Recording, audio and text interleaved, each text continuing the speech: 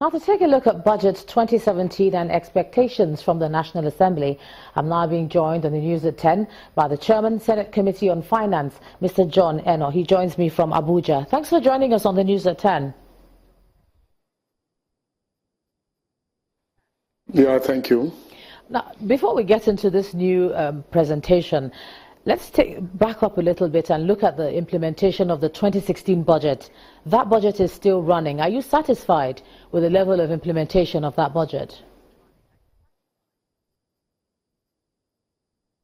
Well, so far, I mean, it's given the fact that that budget, actually came into effect about May or so.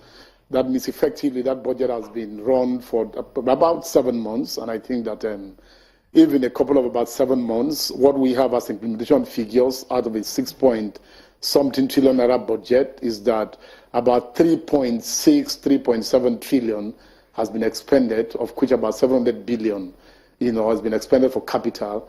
And given the fact that the National Assembly had actually insisted that every budget has to be operated through a 12 calendar period, I mean, the hope is that in the next 5 months or thereabout, much of this is going to be achieved. And I think that so far, not too bad, given the timing and when the implementation started. But in terms of the speed of passage, that budget did have its problems, bogged down by the padding, the whole padding controversy, inconsistency with the figures.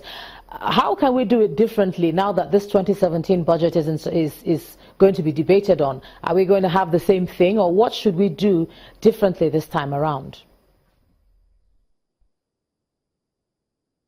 Well, let's hope that everybody that was involved, both from the executive and from the legislature, in the 2016, all the issues that delayed it, from the first time that the budget document was laid, and all the accusations back and forth, to when these were cleared, and then the committees of the National Assembly, and all the issues about padding and not padding. Let's hope that everybody has learned his or her lesson, and let's hope that we're going to start consideration of the 2017 budget document in earnest, without these issues. And I think that if these are all out of the way, I don't think that there should be much delay in terms of the actual processing and passage of the 2017 appropriation bill. But already you can see the lawmakers disagreeing on this presentation. They've already started talking about funding, where is it going to come from, and the focus of the budget.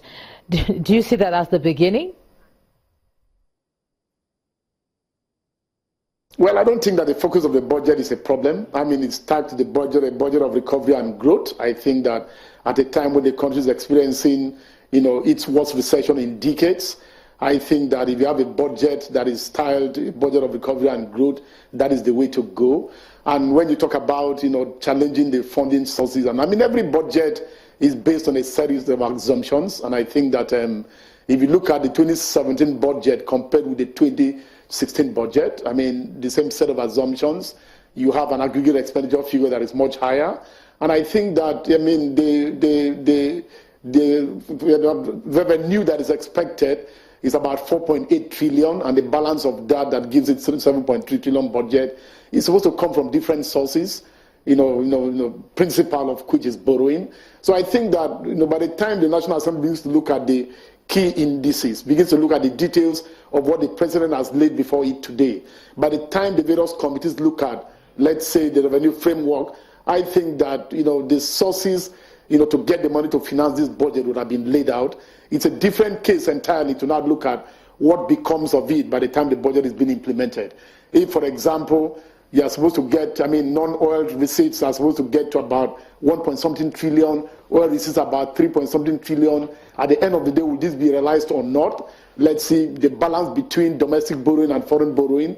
In 2016, the aspect of foreign borrowing has suffered a great deal, because whereas the executive has exhausted the entire sum that was proposed to be borrowed domestically in 2016, it's not been able to do the same thing for the foreign component.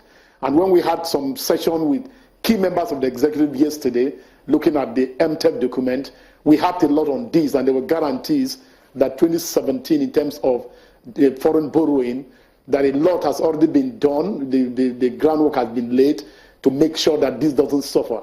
I think that all this taken together in totality, I don't think it's fair really on the first day of presentation to assume that the revenue sources and all that are not going to be realized. I think it's a challenge for both arms of government to work together. I mean, what the president has laid today are estimates. The National Assembly is charged with the responsibility of processing these estimates. And I think that by the time we get more realistic working with the executive, we should come up with a budget that is realistic, that is practical, and that can be operated and implemented well. All right. Chairman, Senate Committee on Finance, Mr. John Eno, thanks for sharing your thoughts with us on the news at 10 tonight.